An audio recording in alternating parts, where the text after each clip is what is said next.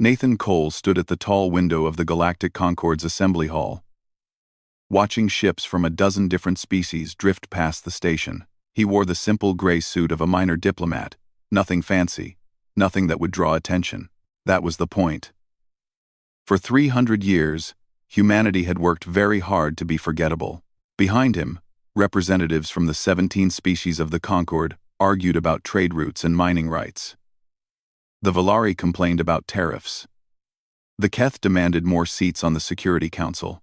The massive Gorath ambassador slept in his chair, as he did during most meetings. Nobody paid attention to the humans standing by the window. Nobody ever did. Nathan smiled to himself. Everything was going according to plan. Back on Earth, in a bunker buried deep beneath the Swiss Alps, Admiral Laura Bennett studied holographic displays showing the true state of human military power. The maps showed hidden shipyards in the asteroid belt, secret training facilities on the dark side of the moon, research stations beyond the edge of the solar system where scientists developed weapons that would terrify any species in the known galaxy. The official records said humanity had 32 combat ships, old designs, weak shields, basic missiles, enough to defend against pirates, nothing more. The real number was 3,427. And those were just the ones currently active. Laura had spent her entire career keeping this secret. Her father had kept it before her, his mother before him. For 3 centuries, generation after generation of military leaders had built humanity's true fleet while showing the galaxy only weakness. It had started after first contact, when humans learned the truth about the universe. The galaxy was not a peaceful place. Species that showed strength were seen as threats. Threats were eliminated or conquered. The Concorde itself had formed only after the 5 strongest species had fought themselves to exhaustion, agreeing to peace because none of them could win. The early human leaders had watched and learned. They saw how the Vecthari Dominion crushed weaker species and took their worlds. They saw how the Concorde did nothing to stop it, because stopping it would mean war. They understood that in this galaxy, the weak died and the strong killed each other. So humanity chose a third path. They would appear weak while becoming strong. They would smile and trade and bow their heads while secretly building the most powerful military force the galaxy had ever seen. And they would wait. The waiting had been the hardest part. Over the centuries, humanity had watched terrible things happen. Species had been enslaved. Worlds had been burned. Billions had died, and humans had done nothing, because revealing their power too soon would have meant destruction. But now, sitting in her command chair, Laura wondered if the waiting was finally coming to an end. The alert had come 3 hours ago. The Vecthari Dominion had announced its intention to expand into Sector 7. That sector contained 12 inhabited worlds belonging to minor species under Concorde protection.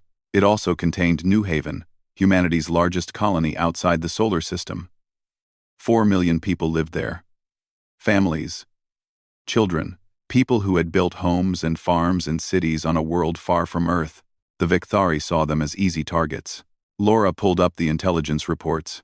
The Dominion was gathering a fleet. 200 warships, according to the data. For the Vecthari, this was a serious force.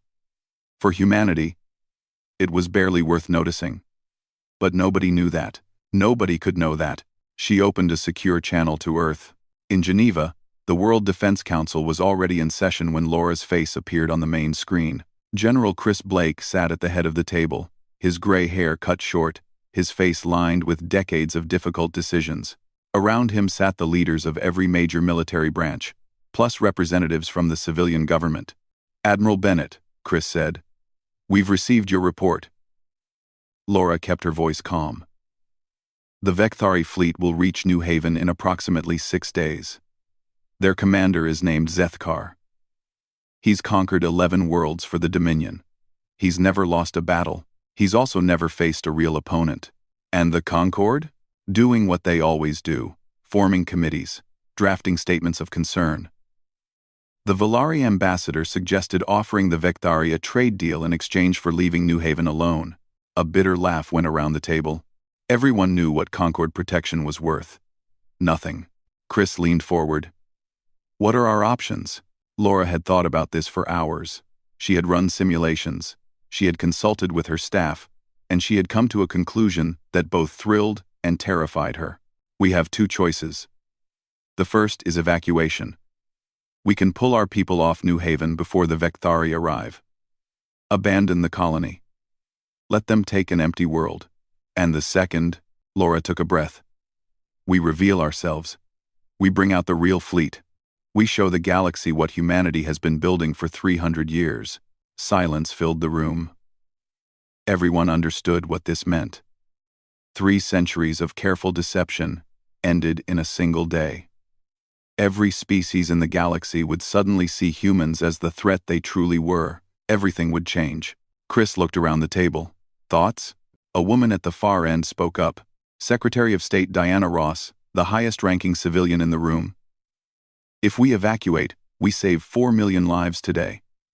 But what about tomorrow? What about the next colony the Vekthari target? Do we keep running forever?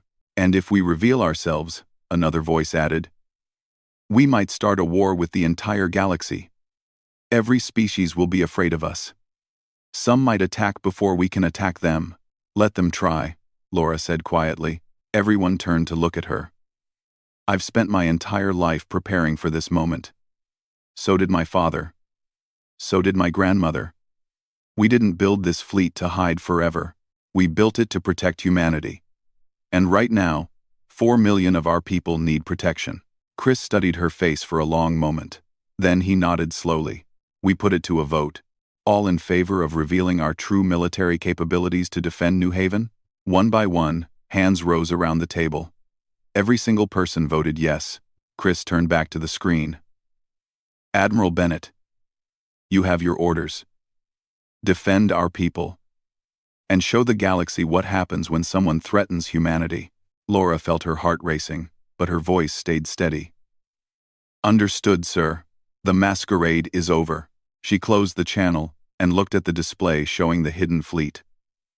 Thousands of ships. Waiting in darkness. Crews who had trained their entire lives for a battle that might never come. Now it was coming. Laura opened a fleet-wide channel. All commands, this is Admiral Bennett. Condition Alpha. I repeat. Condition Alpha.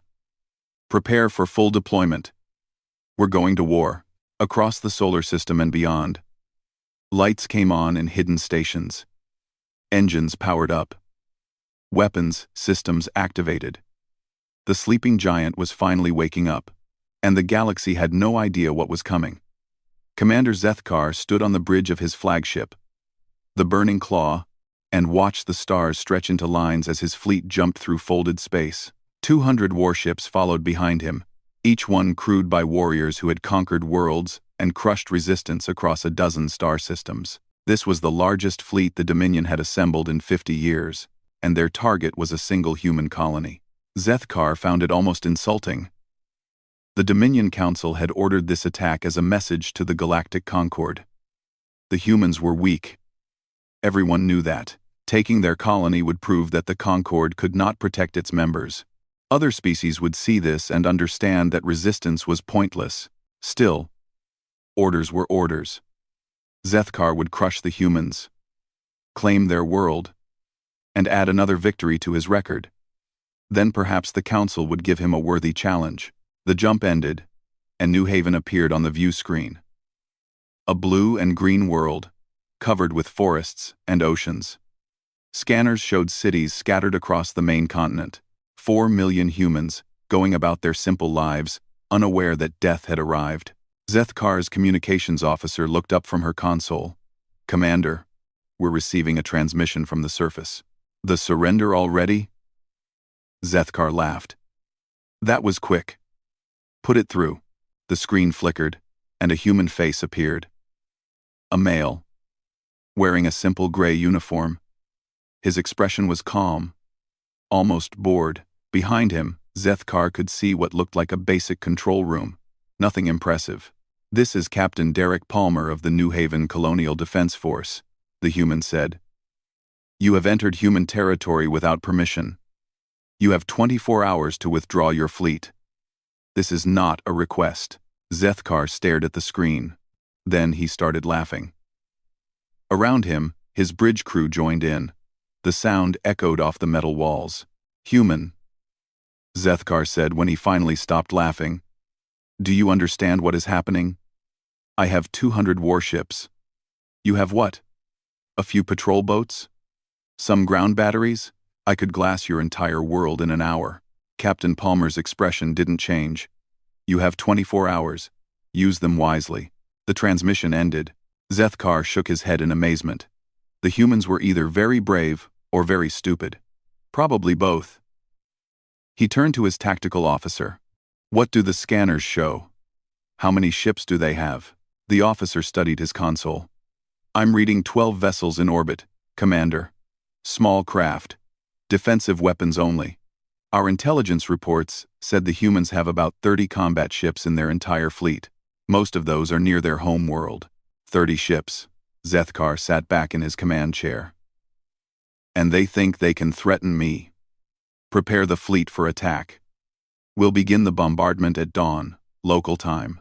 I want the humans to see their sun rise one last time before we take everything from them. Far away, on the other side of the galaxy, that same transmission was being watched by millions. The Galactic Concord had monitoring stations everywhere, and the confrontation at New Haven was being broadcast on every news channel. Species that had never heard of humans were suddenly watching them face down the Vecthari Dominion. Most viewers expected a quick massacre. The Vecthari were known for their brutality.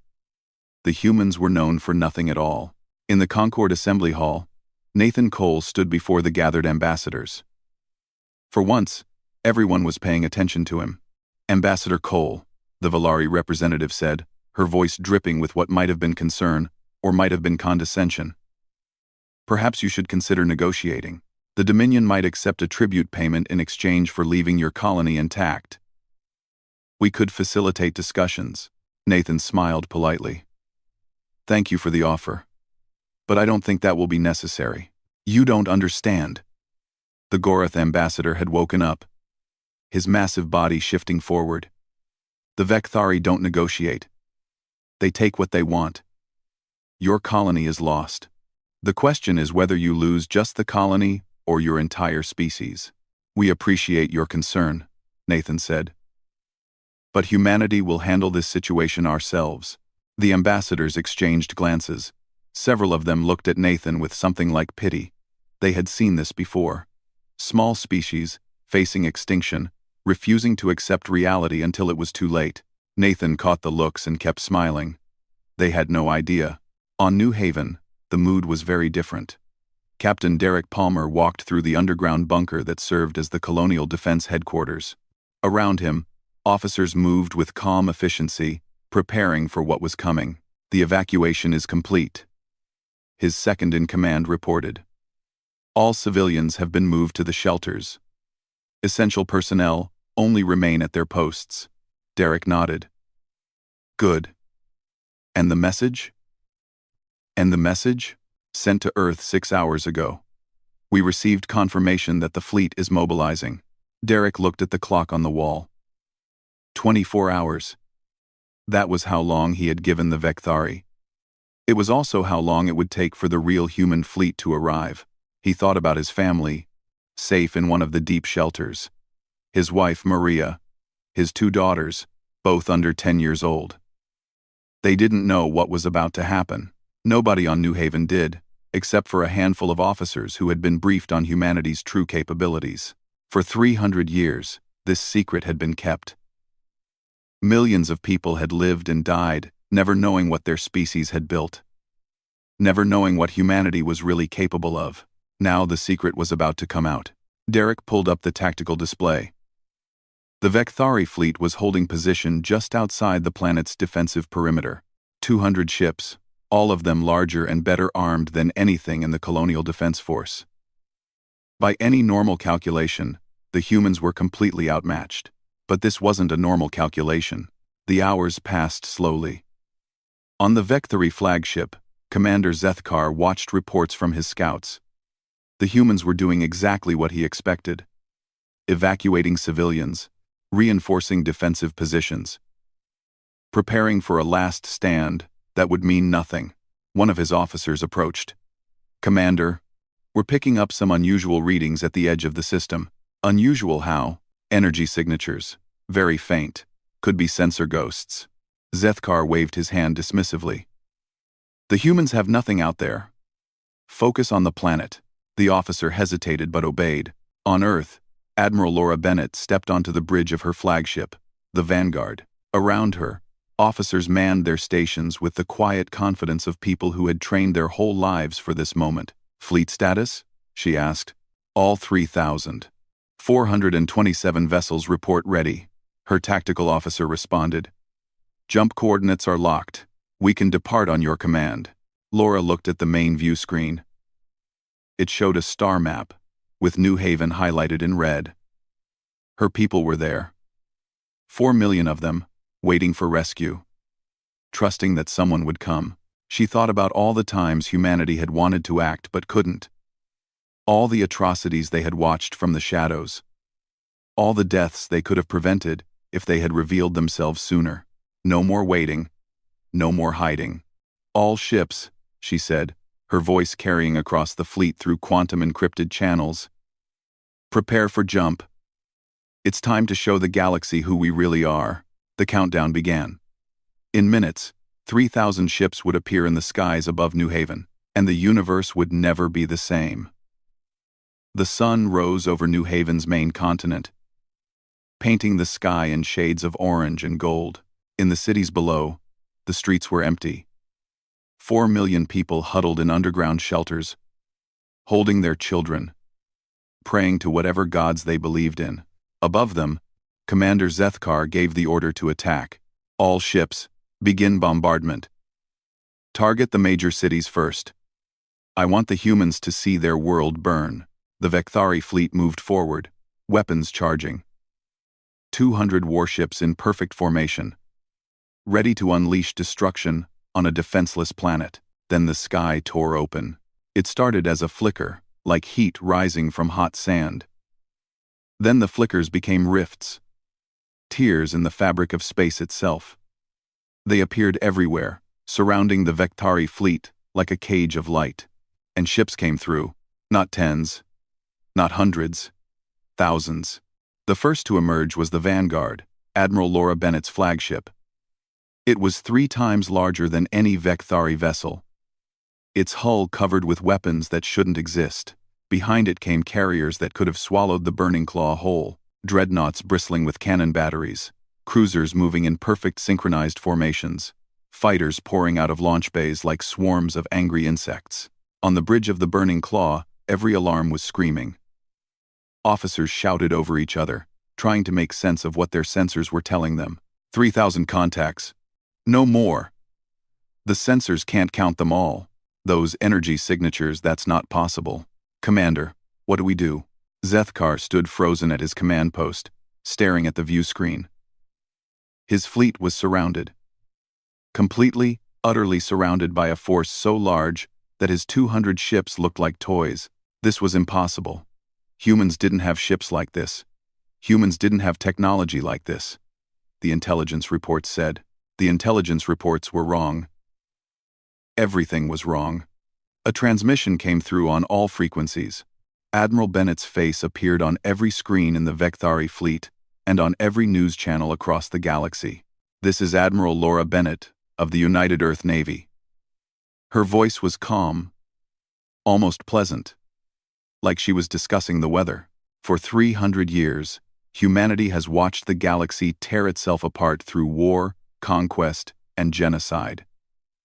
We built our true fleet in secret, hoping we would never need it. You have forced our hand." She paused, letting the words sink in. "The Vekthari Dominion has 24 hours to surrender unconditionally. Every ship, every weapon, every conquered world released, refugee, and we will demonstrate what happens when humanity goes to war." The transmission ended. Across the galaxy, 17 species stared at their screens in shock. The Valari ambassador dropped her drink. The Gorath ambassador was fully awake for the first time in decades. Even the ancient Keth, who had seen empires rise and fall for 10,000 years, whispered among themselves in disbelief. 3,000 ships, hidden for 3 centuries, built under the noses of every intelligence agency in the Concord. The humans had fooled them all. On the Burning Claw, Commander Zethkar finally found his voice. "Get me a secure channel to the Dominion Council. Now." Minutes later, he was speaking with High Commander Vortek, leader of all Vekthari military forces. "You want to retreat?" Vortek's voice was filled with contempt. "Because the humans showed up with a few large ships? You command 200 vessels, Zethkar. Use them. High Commander, you don't understand. These ships, their weapons, I've never seen anything like them. My tactical officers can't even identify half of what they're pointing at us." Excuses. The Dominion does not retreat. We do not surrender. We conquer. That is what we are. Attack the human fleet. Destroy their flagship. Show them that numbers alone do not win wars. The channel closed. Zethkar looked at his officers. They looked back at him with fear in their eyes. They had all seen the same things he had. They all knew what those human ships meant, but orders were orders. The Dominion did not surrender. It was their oldest law, their deepest belief. "All ships," Zethkar said, his voice hollow. "Prepare to attack." On the vanguard, Admiral Bennett watched the Vekthari fleet begin to move. She felt something that might have been pity. They didn't understand. They couldn't understand. Humanity had not built this fleet through luck or accident. They had built it through 300 years of careful planning, drawing on the combined knowledge of billions of people. They had studied every weapon ever used in galactic history. They had improved on all of them. They had invented new ones. And they had trained. Endlessly. Relentlessly. Generation after generation of soldiers who knew that one day they would face this moment. "Admiral," her tactical officer said, "the Vekthari are powering weapons." Laura nodded. "Light them up." The human fleet opened fire. In the shelters beneath New Haven, millions of people heard the sound. It came through the rock and metal above them, a deep rumbling thunder that went on and on. Children cried. Adults held each other. Nobody knew what was happening. Captain Derek Palmer watched from his bunker, his eyes fixed on the tactical display. The Vekthari fleet was marked in red. One by one, the red dots were disappearing. Human weapons tore through Vekthari shields like they weren't there. Gravitational lances crushed warships into balls of twisted metal. Quantum disruptors simply erased vessels from existence. Drone swarms, millions of them, swarmed over enemy ships, finding weak points, exploiting them. Moving on to the next target, the Vekthari fired back, but their weapons seemed to do nothing. Human shields absorbed everything they threw. Human ships dodged and weaved with impossible precision, guided by AI systems that could predict enemy movements before they happened. It was not a battle. It was a demonstration. In 11 minutes, 180 Vekthari ships were destroyed. The remaining 20 were disabled, drifting in space, their crews alive but helpless. The Burning Claw was among them. Commander Zethkar sat in his command chair, surrounded by darkness and silence. His ship's power was gone. His weapons were gone. Everything was gone. A human shuttle docked with his vessel. Minutes later, soldiers in advanced combat armor walked onto his bridge. They moved with perfect discipline, securing the room in seconds. Then Admiral Bennett herself walked in. She was smaller than Zethkar had expected. An older human female. Gray hair cut short, wearing a simple naval uniform. Nothing about her appearance suggested power, but her eyes did. "Commander Zethkar," she said, "your fleet is destroyed. Your ship is captured. Your war is over." Zethkar wanted to say something defiant, something worthy of a Vekthari warrior. But when he opened his mouth, no words came out. He had never lost before. He had never even imagined losing. And now, he had lost everything in less time than it took to eat a meal. Laura Bennett looked at him without anger, without triumph, only sadness. "I'm going to send you home," she said. "You're going to tell your Dominion Council what happened here. You're going to tell them that humanity is no longer hiding, and you're going to give them a choice. Well, she stepped closer. Surrender everything. Free every species you've conquered. Disarm your fleet. Accept judgment for your crimes. Do this, and your people will live. And if we refuse? Laura's expression didn't change. Then we will come to you. And what happened here today will look like mercy. She turned and walked away, leaving Zethkar alone with his defeat and his fear. The galaxy had just changed forever, and the humans were only getting started. Commander Zethkar's shuttle landed on Vecthar Prime 3 days after the Battle of New Haven. He walked down the ramp on legs that still felt weak, into the capital city he had left as a conqueror and returned to as a broken man. The Dominion Council was waiting for him. High Commander Vortex sat at the center of the great table, flanked by the 12 senior commanders who ruled Vecthari military forces. Their faces showed no expression as Zethkar approached. "Report," Vortex said. Zethkar told them everything. The hidden fleet, the impossible weapons, the 11-minute battle that had destroyed 180 ships without a single human casualty. He spoke for an hour, describing every detail, every moment of horror. When he finished, silence filled the chamber. Then Vortex laughed. 180 ships, the High Commander said. A tragedy, yes, but the Dominion has thousands of vessels. We control 47 worlds. One lost battle does not end an empire. Zethkar shook his head. High Commander, you weren't there. These humans, they're not like any species we've faced. Their technology is centuries ahead of ours. Their tactics are perfect. They knew what we would do before we did it. Because you were predictable. Because you attacked when you should have retreated and gathered intelligence. Vortex stood up, his massive frame towering over the table. I will not surrender the Dominion to a species of soft-skinned weaklings because one commander lost his nerve. They gave us 24 hours, Zethkar said quietly. The deadline has passed. Close. As if in answer, alarms began blaring throughout the building. A junior officer rushed into the chamber, his face pale with terror. High Commander, human ships have appeared in orbit. Hundreds of them. Vortex strode to the window. Above the city, the sky was filled with vessels. Human carriers blocked out the sun. Fighters swarmed like insects. And in the center of it all, the massive shape of the Vanguard hung like a judgment from the gods. Admiral Bennett's voice came through every speaker on the planet. People of the Vecthari Dominion, 24 hours ago, I offered your leaders a choice. They chose wrong. But I do not punish entire species for the decisions of their rulers. I am going to give you one more chance. On the Vanguard, Laura stood on the bridge, watching the feeds from the surface. Billions of Vecthari were looking up at the sky, waiting to see what would happen next. Your military has oppressed you for centuries, she continued. They have sent your sons and daughters to die in pointless wars of conquest. They have told you that strength means cruelty, that power means destruction. They were wrong. She nodded to her tactical officer. I am going to demonstrate what true power looks like. From every human ship, beams of light shot down toward the surface. But they did not strike cities or civilians. They struck military installations, weapons factories, defense platforms, army bases, warship construction yards.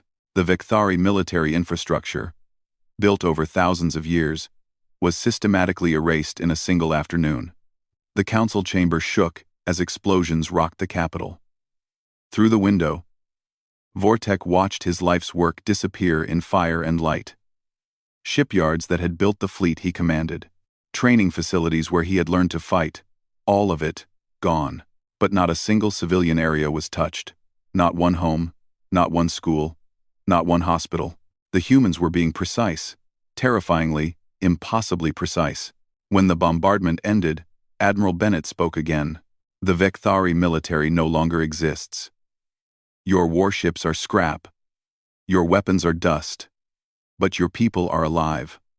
All of them. She paused. This is how humanity fights.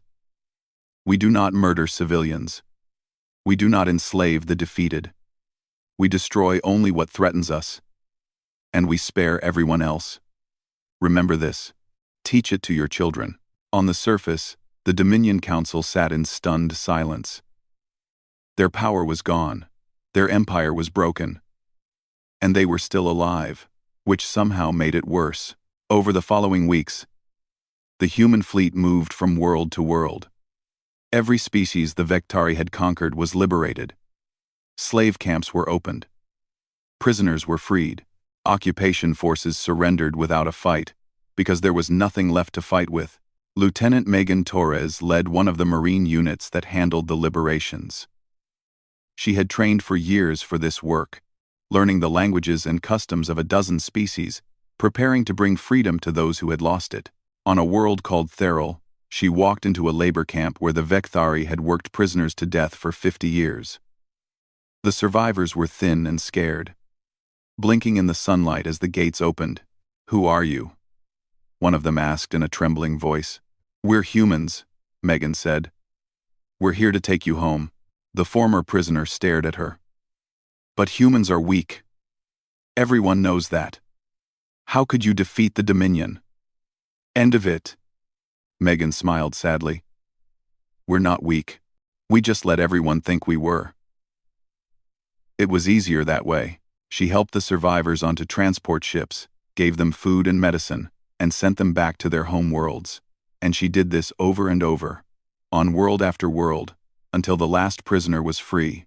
Back on Earth, the World Defense Council met to discuss what came next. General Chris Blake presided over the meeting, his face tired, but satisfied. "The Vectari Dominion has been neutralized," he reported. "Their military leadership is in custody, awaiting trial. Their conquered territories have been liberated.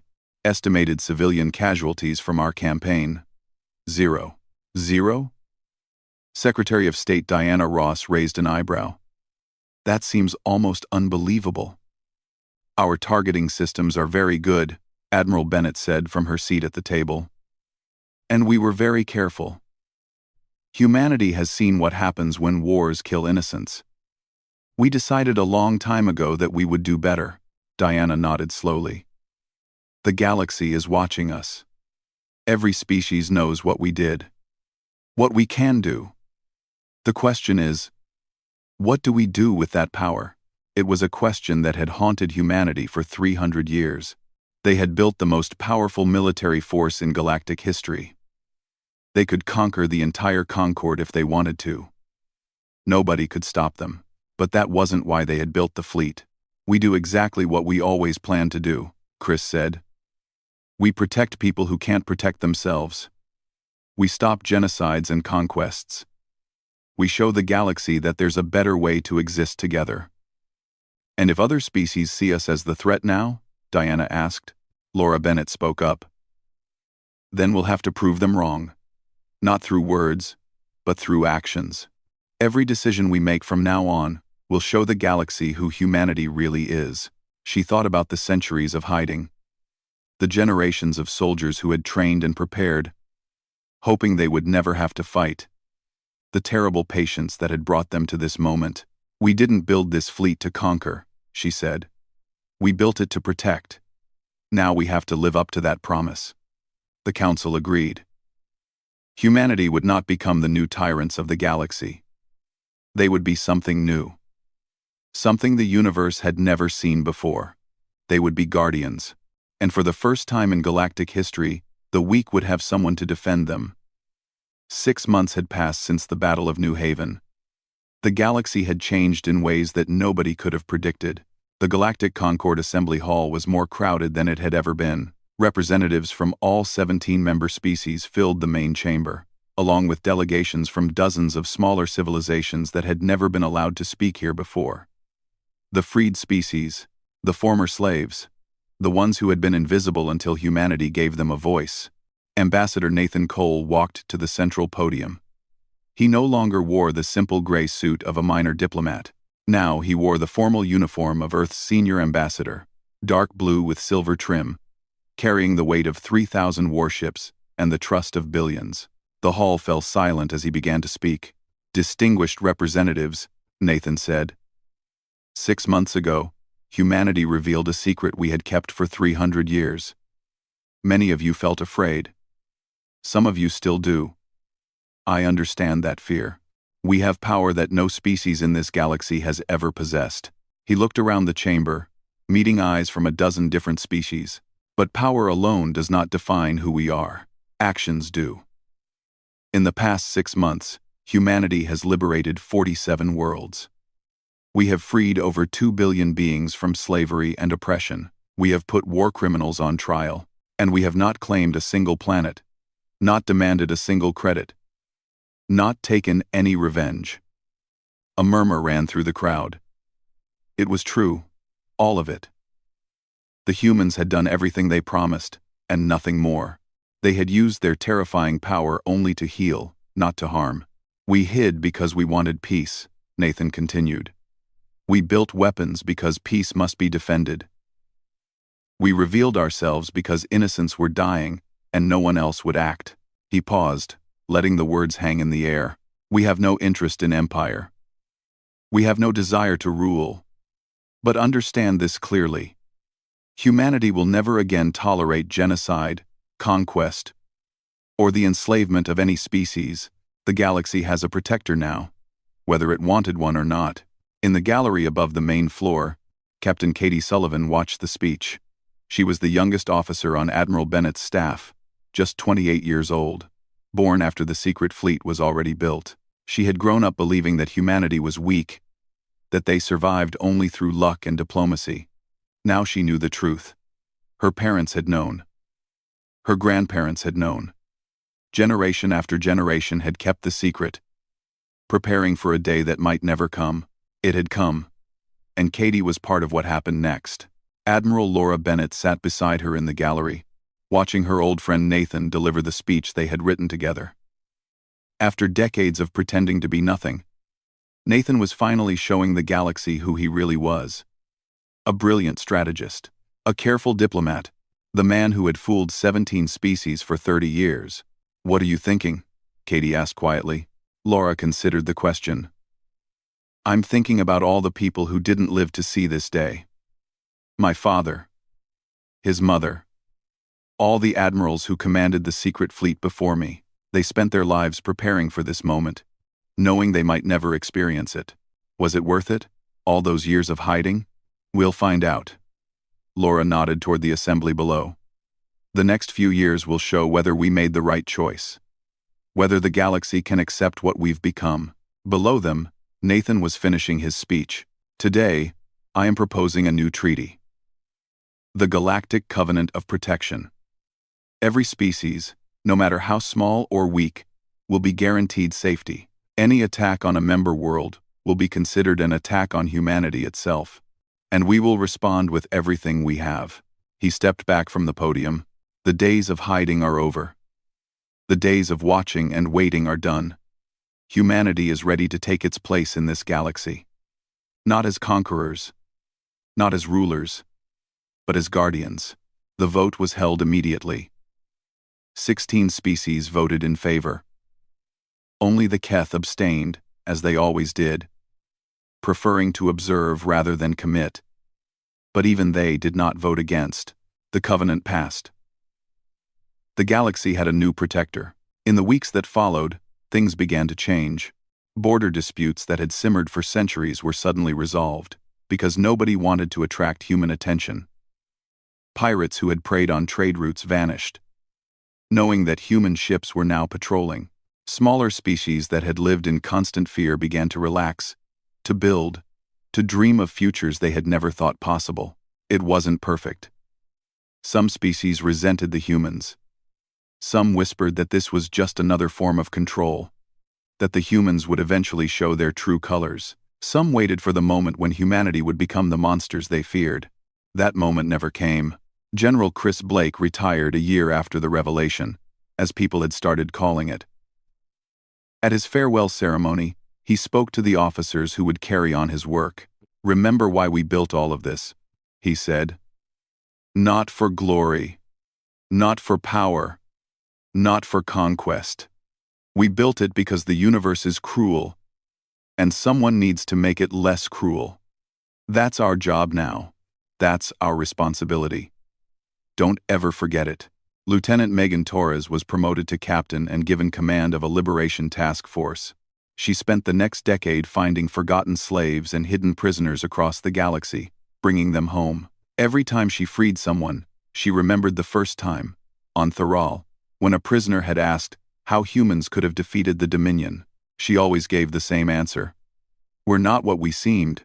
On New Haven, the colony where it all began, Captain Derek Palmer retired from the Defense Force and opened a school. He taught history to children who had never known fear, who had grown up knowing that humanity would protect them.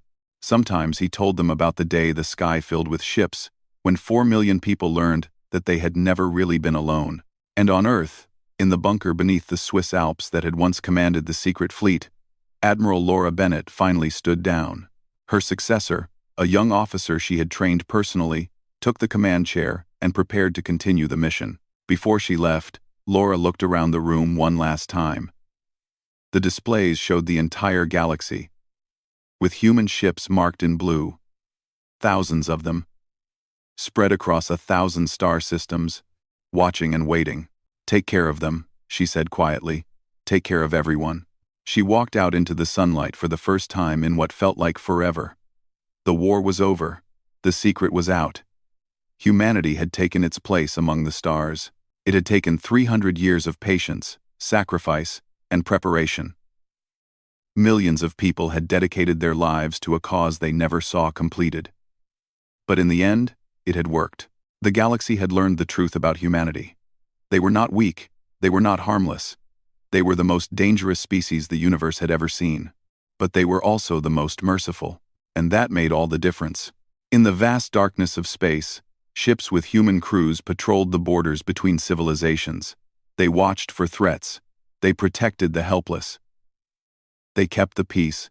The galaxy finally understood what it meant when humanity went to war.